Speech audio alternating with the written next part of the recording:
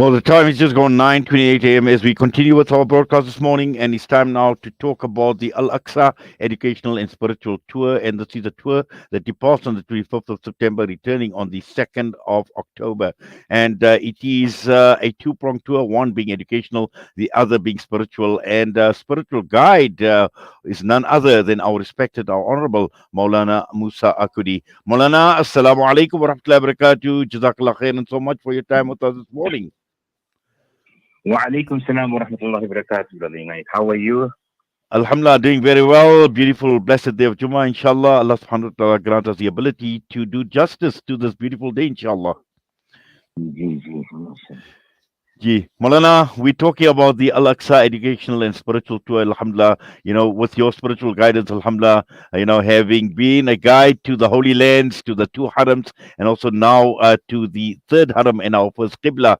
And what we've found is, Alhamdulillah, in the build up to arranging this tour, is there is a great need, Maulana, for people to truly understand and to appreciate the importance of spirituality of Masjid al-Aqsa, and that obviously would inspire people to visit Masjid al-Aqsa, which the Palestinians love. They welcome people to come to Masjid al-Aqsa and to enjoy their hospitality, but also enjoy the spirituality of the first Qibla and the third Haram. Ji, assalamu alaikum wa rahmatullahi wa barakatuh to you and to all the listeners of Salam Media. I'm so, delighted. I'm so happy that Salam Media has initiated this trip to Masjid al-Aqsa. And, I would say that it's like the forgotten haram. And I say it with so much sadness, with so much grief and tears in my eyes. There are many countries that have obstacles. They have visa restrictions, but there are many other countries that are allowed to go. People can go and tour these particular places, but you will find that from South Africa too, people go for Umrah year upon year with their families and they're visiting, and Alhamdulillah, Summa Alhamdulillah, Umrah is very, very meritorious, and there's a great amount of virtue regarding the Umrah itself. But our people are not well clued up with the virtues of Masjid al-Aqsa, and perhaps it's for that reason that they do not give this Masjid al-Aqsa the true merit it deserves by visiting Masjid al-Aqsa.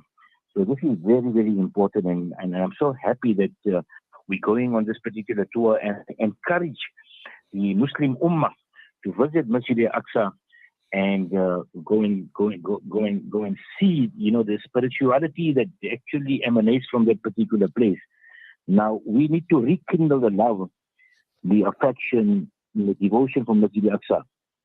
And Rasulullah sallallahu alayhi wasallam, his night journey, which is so spoken about in the noble Quran.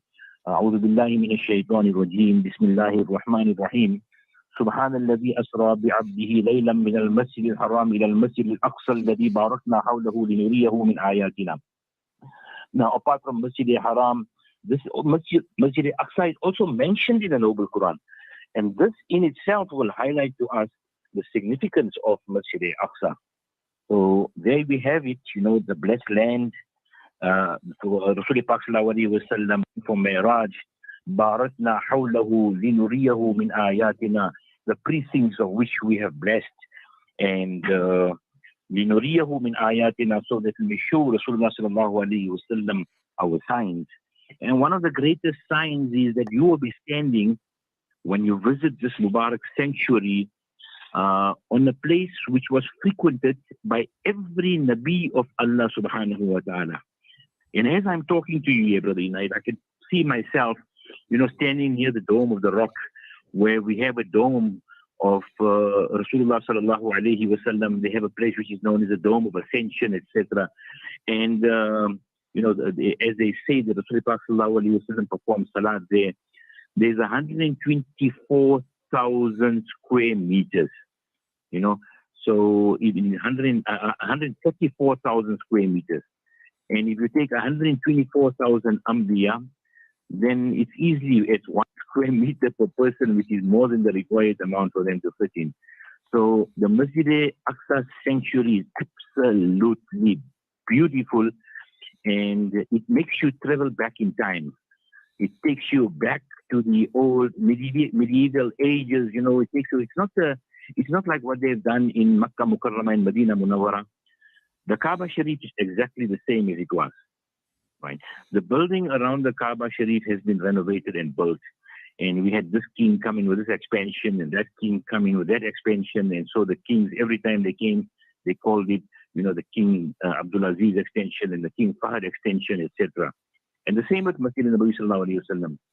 And as you walk out of these haram boundaries, then you are greeted by lavish malls, and in which when you walk in a few steps from the haram of Makkah Mukarramah, you have Starbucks and you have Naomi, and you have all these branded names that are standing out, from the west, right in front of our haram sanctuary.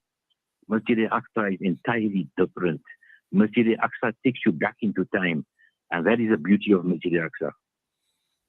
Well, certainly, Molana, and also, you speak about the square meters, and obviously, what an honor it is just to stand there, just to read Salah, where Nabi Sallallahu Alaihi Wasallam and all the other Anbiya had performed Salah. That alone is inspiration enough, Molana.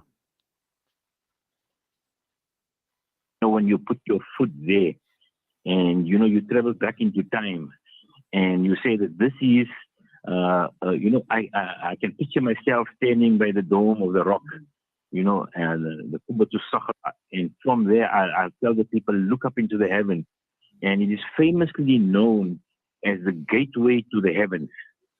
And I read an article somewhere that the NASA scientists and everybody, that when they go into space, then you have the sound barriers and you have all these particular things, but the area from where they actually propel their conveyances and their rockets and everything like that, spacecraft, is above that particular area here. However, that is true, I don't know. But anyway, it is a gateway to the heavens, because Rasulullah Pak Sallallahu Alaihi Wasallam, went from there on the roof, like an elevator, into the heavens, studded with pearls and diamonds and rubies, etc. So that dome of the rock actually stands up in its pristine beauty that was built over the ages, and that historical perspective we actually give to the Hajis, to the Zairin, those people who are visiting Masjid al-Aqsa when we are standing there. The calligraphy that is inside and outside the dome, the number of arches, the doors, etc. And we're not going to give it to them all now, inshallah. Join us on the tour and walk back into time and see the magnificence of this particular place. And then the Masjid al-Aqsa itself, it was the second masjid that was built on the earth. Nabi Adam alayhi salam built the Baytullah, and then when Rasulullah Pak sallallahu alayhi wasallam was asked, Hazrat Abu Zar radiallahu ta'ala an, that which was the first masjid on earth, and Rasulullah Pak sallallahu said Al-Masjid al-Haram, and then he asked which was next. So Rasulullah Pak sallallahu alayhi wasallam said Masjid al-Aqsa, and then he inquired about the time span between the two masjids, and Rasulullah sallallahu alayhi wasallam mentioned that the time span between these two masjids was 40 years.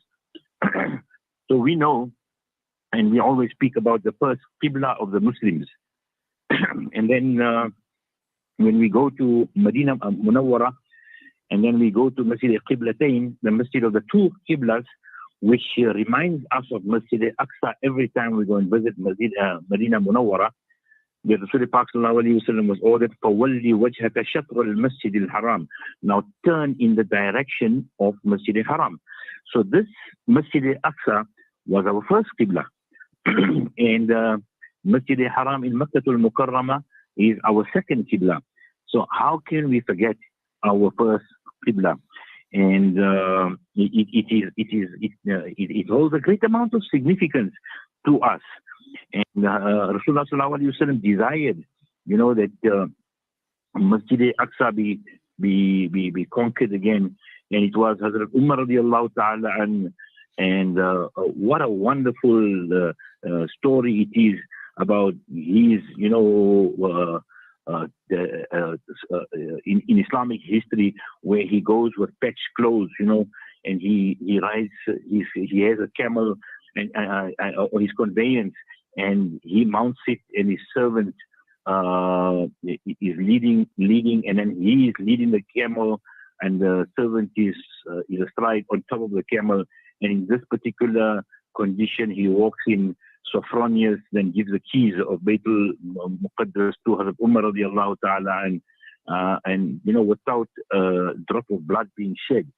So Rasul Pak's desire was fulfilled by Hazrat Umar radiallahu ta'ala, and it remained for a great amount of time in the hands of the Muslim Empire, and then it went away for a short period of 99 years into the hands of the Crusaders, and thereafter it was Salahuddin Ayyubi who then conquered Masjid Aqsa, and then now we find the Zionist occupation.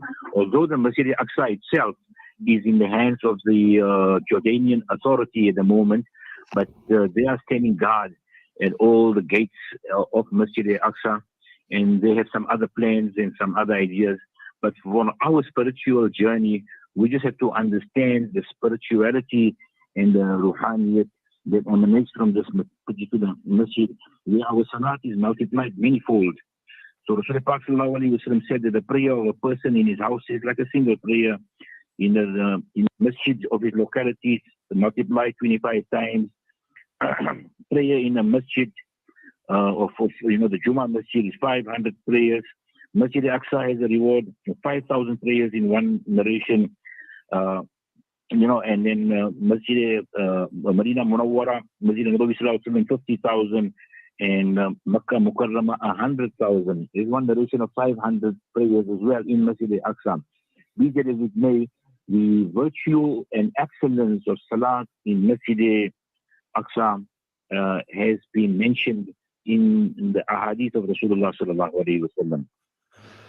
Well, certainly, Molana, and also, we speak about Salah and we speak about Hukukullah, but also Hukukul Ibad, and the warmth of the people of Palestine, the solidarity in their hours of need, in their difficult times, because they have been the chosen people that Allah subhanahu wa ta'ala, has placed in Masjid al-Aqsa to protect its honor, to protect its dignity. We know what has been playing out in Masjid al-Aqsa. There have been many atrocities that have been committed by the Zionist regime, but also just so warm and welcoming. This is what the Palestinians want from the Ummah as well, for us to come out in droves to come and visit Masjid al-Aqsa.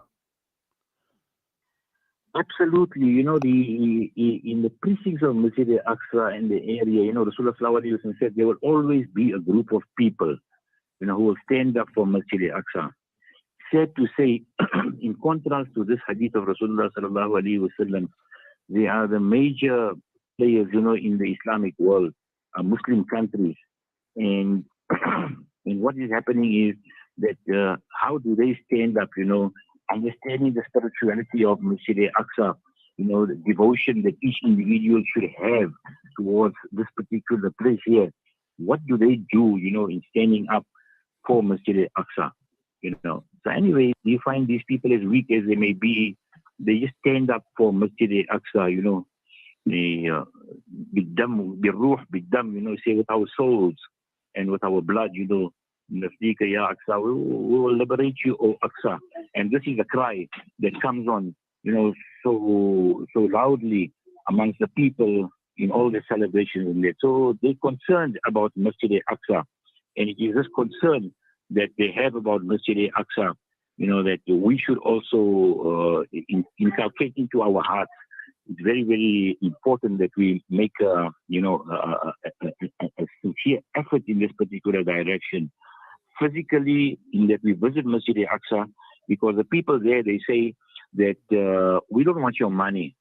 Although they are in desperate need, if you go into the other areas, but of the land of Palestine, they are in dire need, the poverty, If you look in the land of Gaza, etc., the biggest open air prison in the world, under the watchful eyes of the so-called United Nations and everybody, give a human being the liberty to live as a human being, at least, you know what I mean. But you've taken away everything from them.